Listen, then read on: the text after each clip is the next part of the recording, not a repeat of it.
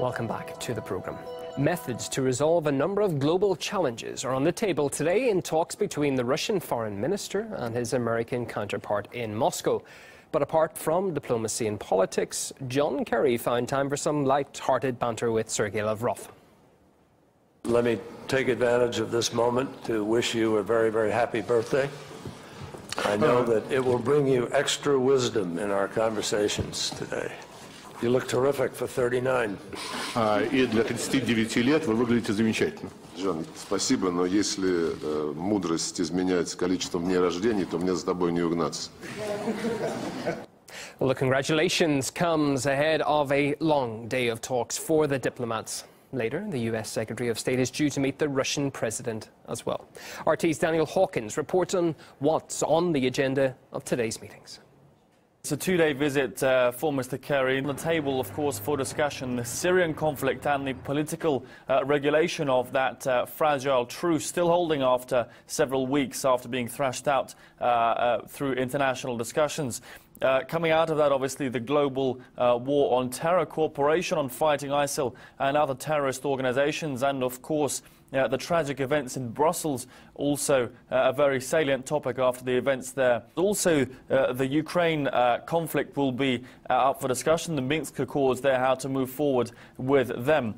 It's worth noting Steinmeier, the German foreign minister, has also been in Moscow over the last couple of days. He actually met with Mr. Kerry yesterday for dinner before flying out. And really, these visits by high-ranking Western statesmen perhaps signify a change of attitude from attempted political isolation of Russia to one of cooperation, international dialogue to address these key issues.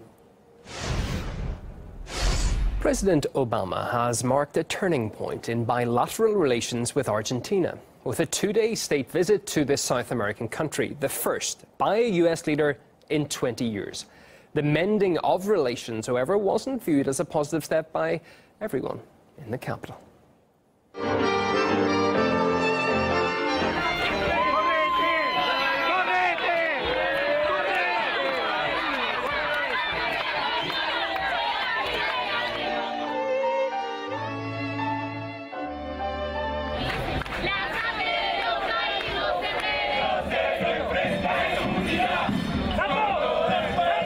The visit by Obama coincides with the 40th anniversary of a coup that installed a military government, an overthrow that many Argentines believe was backed by Washington.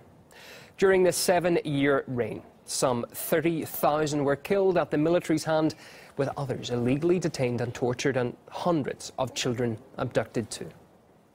A survivor of the dictatorship who won the Nobel Peace Prize for his human rights work wrote an open letter to the US president, asking him to change the timing of his visit. And he believes if Obama hadn't changed his original schedule, his visits would have been seen as a provocation.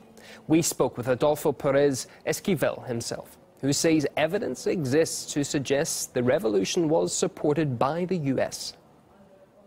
There is evidence that 80,000 Latin American soldiers were trained at the School of the Americas, in Panama and at the United States Military Academy, and that the revolution was funded and supported by the United States, that the national security doctrine has affected the whole continent, and it's logical that it will negatively affect the lives of our people. Well, last week, Obama's historic meeting with the Cuban president, Raúl Castro, was a tad awkward too.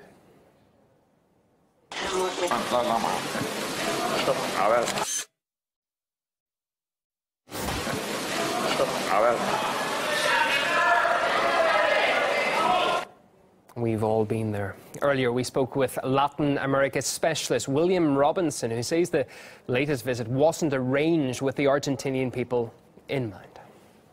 From the viewpoint of Washington, it's the right decision. Now, from the viewpoint of the people of Argentina or the people of Latin America, it's not necessarily a productive visit or the right decision. The only thing I can say in favor of the Obama administration visit is that Obama said that his government would release sealed documents, and it is believed that those documents further implicate the United States in that coup d'etat and in the dirty war. The United States is looking to regain lost ground, and the recently elected government of Mauricio Macri in Argentina is a right-wing government, and President Obama is going to Argentina to basically cement this new period of U.S.-Latin American relations.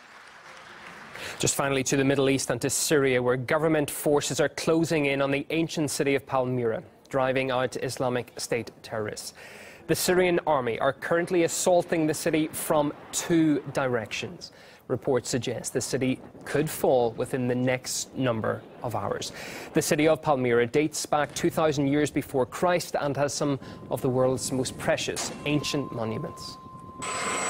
Up next, it's the latest edition of Worlds Apart with host Oksana Boyko.